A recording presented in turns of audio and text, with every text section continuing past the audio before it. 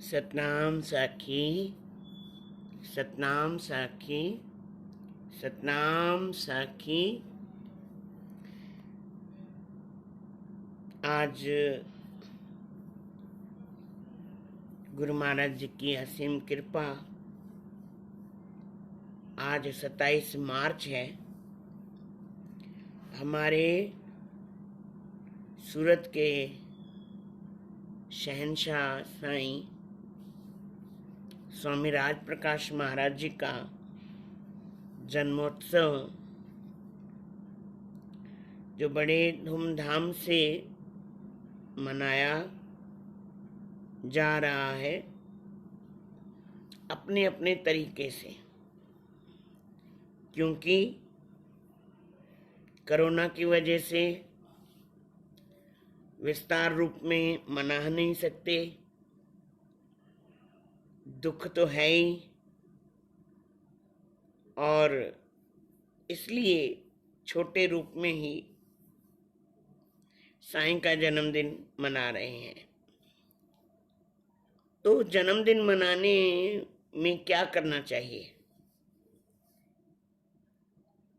कैसे रहना चाहिए,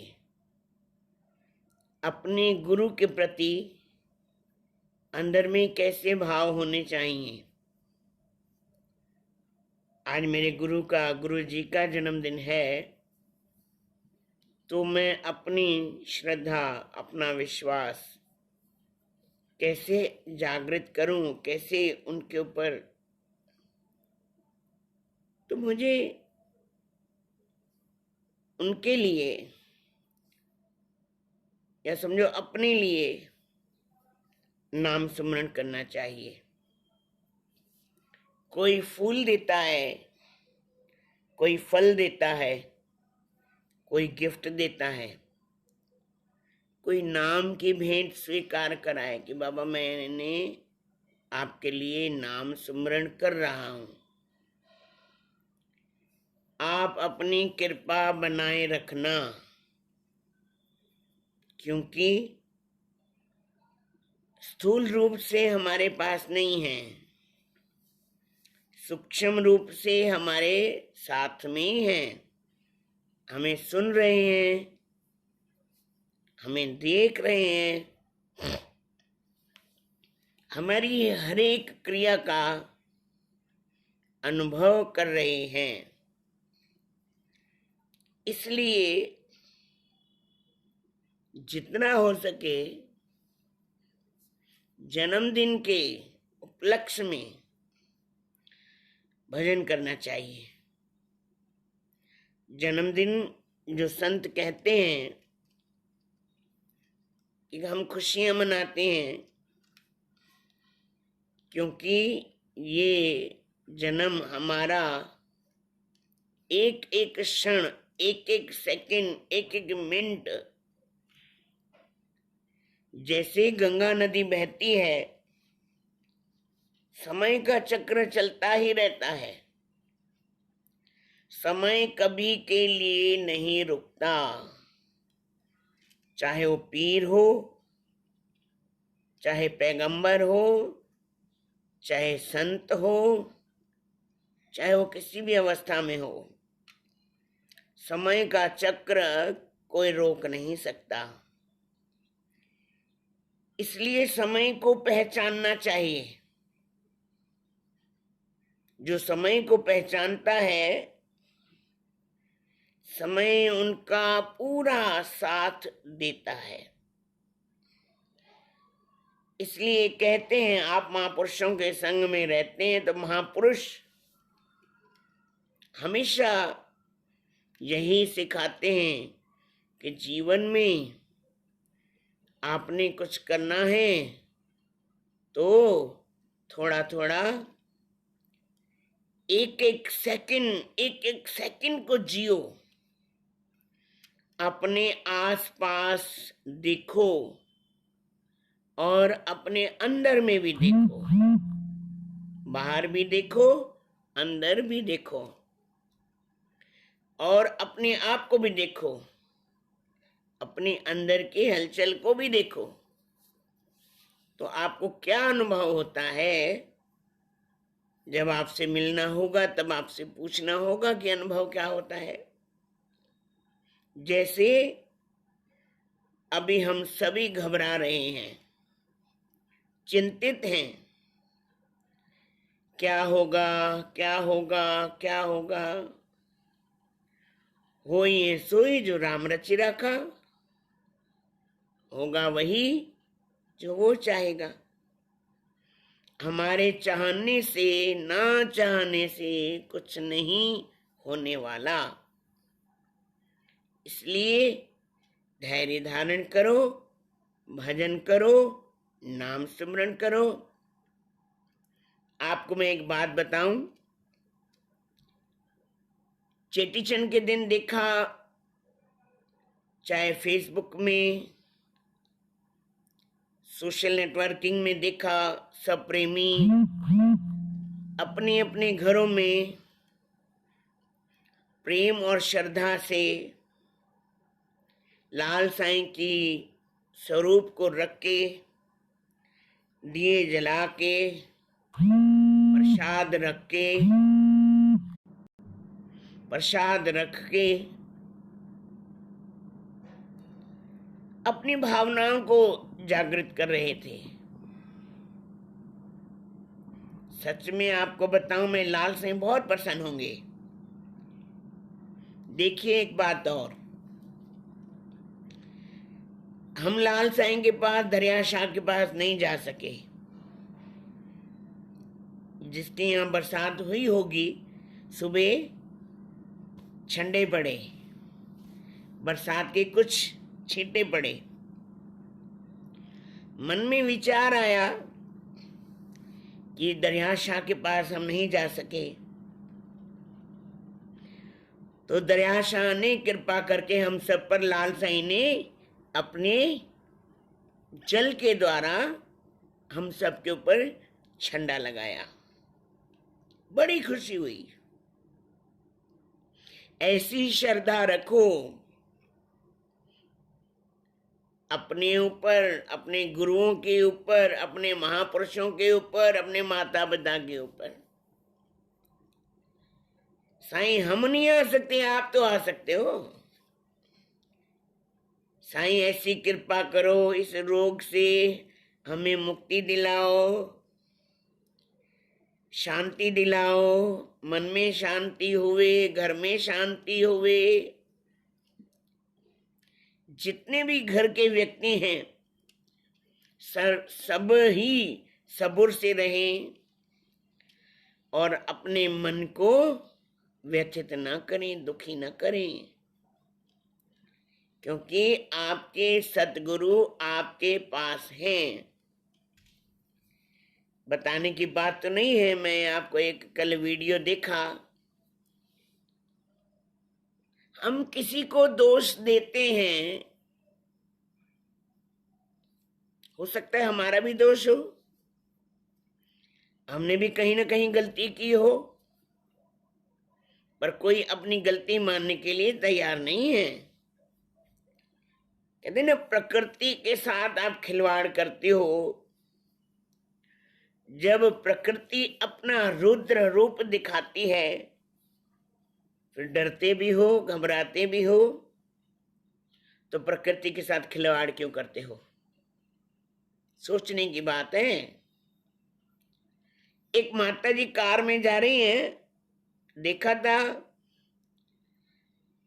फेसबुक पे, गालियां देती जा रही हैं, और गालियां भी ऐसी गंदी गालियां, उनसे पूछो आप क्या कर रहे हो, वो लोग तो नहीं सुन रहे। उनको तो सिंधी नहीं आती, चाइना वालों को तो सिंधी आती नहीं, हिंदी आती नहीं, वो आपकी भाषा ट्रांसलेट तो नहीं कराएंगे आपकी आवाज सुनने के लिए। कहते ना, जिसकी जितनी भी निंदा करोगे तो निंदा उसकी नहीं होगी, उसका कूड़ा कचरा आपके पास आ जाएगा। इसलिए मेरे आप सबसे हाथ जोड़ करके प्रार्थना है कि आप ऐसा न करो, निंदा न करो। कहते ना, जो करेगा वो भरेगा। इस हाथ करो, इस हाथ भरो, क्योंकि उसने भी भरा है। उसने ये नहीं सोचा था कि जो मैं कर रहा हूं ये मेरे मुल्क के ऊपर आकर पड़ेगा। तो इसलिए हमें किसी की निंदा नहीं करनी है। हमारे भारत देश में भारतवासी संत और सतगुरु कभी किसी की निंदा करना नहीं सिखाते। हम इतनी उनको गालियां दे रहे हैं, ये कर रहे हैं, वो कर रहे हैं, तो हम क्या कर रहे हैं? क्या वो आपकी बात सुन रहे हैं? नहीं सुन रहे। आप अपना कर्म बना रहे हैं। आप अपने कर्मों के लिए कैसी पूंजी जमा कर रहे हैं? आप क्या कर रहे हैं? एक गंदगी की टोकरी आप अपने सिर पर रख रहे हैं।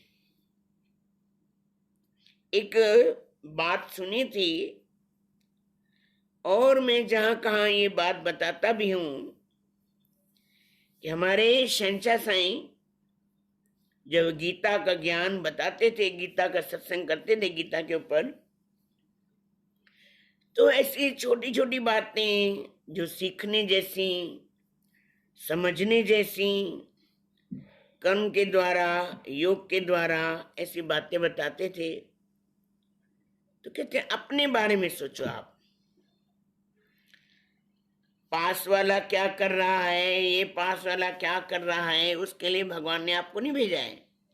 आप अपने लिए सोचो कि मेरा उद्धार कैसे होगा।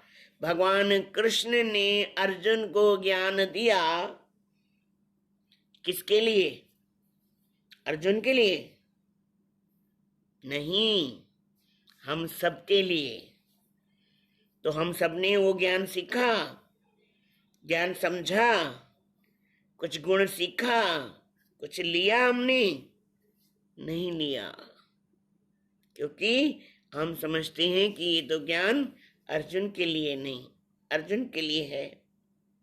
तो हमें भी अर्जुन बनना पड़ेगा, तब हमें ये बात समझ में आएगी। देखिए, महाभारत में जब भगवान कृष्ण जाने लगे, तब माता कुंती से और अर्जुन से भगवान श्री कृष्ण पूछते हैं कि अर्जुन, आपको कुछ चाहिए तो बताओ। तो अर्जुन कहते हैं, वो जो युद्ध के मैदान में जो आपने गीता का ज्ञान दिया था, वो ज्ञान फिर से सुनाइए। भगवान हंस दिए, मुस्कुराए। क्यों? अर्जुन को कहने लगे, अर्जुन वो ज्ञान तो अब नहीं आ सकता, क्योंकि उस समय आप भी योग में स्थित थे, हम भी योग में थे। देखिए, इतने घोड़े, इतने हाथी, इतने शंख, इतने शस्त्र और इतनी आवाजें, इतने लोग, उसमें भी गीता का ज्ञान भगवान कृष्ण ने अर्जुन को कैसे समझाया? समझने की बात है। घर में दो भाती हैं, घर में दो प्रेमी हैं, पर कभी हम बनते हैं, कभी हम नहीं बनते। कभी उसका मुंह कहाँ, कभी उसका मुंह कहाँ। तो गीता का ज्ञान कैसे आएगा हमारे पास? गीता सुनने के लिए, समझने के लिए हमें अर्जुन बनना पड़ेगा, धैर्य रखना पड़ेगा, और भगवान पे, सतगुरु पे पूर्ण विश्वास रखना पड़ेगा। और हमें भी अपने लिए कुछ ना कुछ भजन करना पड़ेगा। कहते ना, आप नहीं चलोगे, भगवान जी का कहना है ना, आप आओ पग 8, मैं आऊं पग 60। तुम जो कर रहे काठ से, तो मैं लोहे की लाट। पर भगवान कभी लोहे की लाट बन ही नहीं सकते। माँ पिताजी कभी लोहे की लाठ बन ही नहीं सकते। ये दोहे, ये बातें हमारी बनाई हुई हैं समझाने के लिए। माँ, हमारे शहंशाह साईं कहते थे, माँ हाथ उठाती है तमाचा मारने के लिए। जब तमाचा मारती है तो कैसे मारती है, जोर से या धीरे। इसलिए सोचो, समझो, विचार करो, जीवन को बर्बाद न करो, क्योंकि ये जीवन फिर नहीं मिलने वाला है। एक बार अवसर मिलता है, इस अवसर को पहचानो। हमें ना भगवान जी ने 21 दिन, भगवान जी ने अब कैसे, अब देखो हर किसी की बुद्धि अपनी अपनी है। कोई गलत बात सोचेगा कि भगवान जी ने हमने बंद किया है, कि आपको अवसर मिला है 21 दिन का कि आप भजन कर लो। 21 दिन के लिए आपको एक अवसर मिला है अपने आप को समझने का, अपने जीवन को समझने का, अपने व्यक्तित्व को समझने का, अपने अंदर वाले को देखने का। कौन है वो,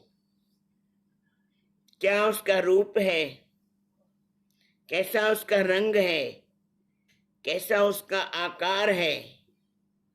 इसको समझने के लिए शांति से, आनंद से भगवान जी ने हमें 21 दिन दिए हैं कि आप सुबह उठो। कितना सोओगे, चलो ये बताओ, सोओगे कितना? आज हमारे महाराज जी ने एक श्लोक लिखा हुआ था, चिंता करोगे तो बीमारी मिलेगी। ध्यान से सुनना, चिंता करोगे तो बीमारी मिलेगी, चिंतन करोगे तो बिहारी मिलेंगे। समस्याएं तो आएंगी, जीवन में समस्याएं आएंगी, तो इस समस्या को समस्या न समझो। इस समस्या का भी समाधान एक ही है, भजन। आप जितना कहते हैं कि हमें धंधे में घाटा पड़ेगा, ये होगा, वो होगा, ऐसा होगा, वैसा होगा। एक प्रेमी थे, आप विश्वास करें न करें, पर मेरे मन में आई है तो मैं सुनाता हूँ। जैसे चौथ के दिन हमारे यहाँ प्रेमी आते हैं बाहर से, या बड़ौदा के, वारसिया के बहुत सारे प्रेमी हैं। बड़ा भंडारा होता है, आम भंडारा होता है, तो शाम को अपनी दुकानें बंद करके आते हैं। पहले हमारे शहंशाह साहब पूछते थे उनसे, दुकान बंद करके आए? बोले जी महाराज जी। किसके 2 भाई हैं, किसके 3 भाई हैं, किसके 4 भाई हैं? बोले हाँ महाराज जी, हम बंद करके आए। जब उनसे पूछते थे कि भाई एक जना दुकान खोल लेता, बोले नहीं महाराज, हमें तो जब दूसरे दिन दुकान खोलते हैं उसे दुगना ही मिल जाता है। तो ये क्या है, ये क्या है? विश्वास? क्या हमें विश्वास नहीं है? क्या हमें विश्वास नहीं है?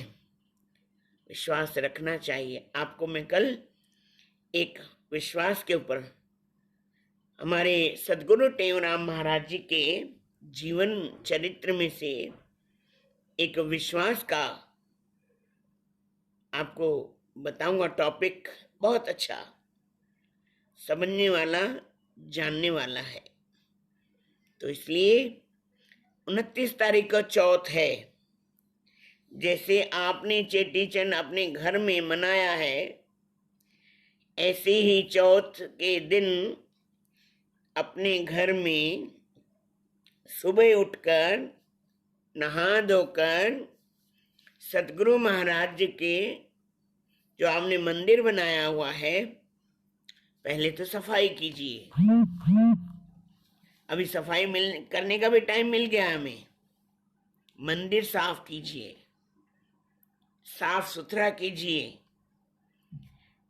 और जोत जलाइए, जल रखिए और सदगुरु महाराज जी की आरती कीजिए और डोडा चटनी प्रसाद जितना भी आप, 2 डोडे, चाहे चावल के, चाहे बाजरी के, चाहे ज्वार के या ब्रेड, जो आपको डोडा, गुरु महाराज जी डोडे को पसंद करते थे,